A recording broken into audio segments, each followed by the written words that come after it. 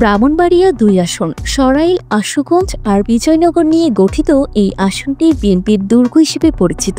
কিন্তু আসন্ন জাতীয় সংসদ নির্বাচনে এখানে ধানের শীষের প্রার্থী ঘোষণা করা হয়নি, যা নিয়ে স্থানীয় নেতাকর্মীদের মধ্যে বাড়ছে ক্ষোভ আর হতাশা।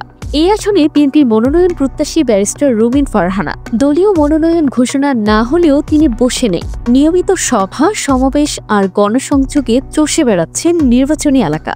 সমর্থকদের দাবি, তাকে মনোনয়ন দিলেই কেবল এই আসন ধরে রাখা সম্ভব। কিন্তু গুঞ্জন উঠেছে এই আসনটি হয়তো জোটের শরিকদের ছেড়ে দেওয়া হতে পারে।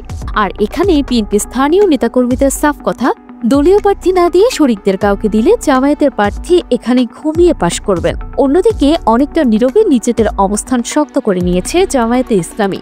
১ জুন থেকে দলের মনোনীত প্রার্থী মাওলানা মোহাম্মদ মোবারক হুসাইন আকন্দ মাঠে সক্রিয়।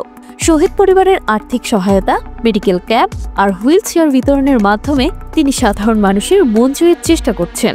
বিশেষ করে আশুগঞ্জ উপজেলার সন্তান হিসেবে তিনি বাড়তি সুবিধাও পাচ্ছেন।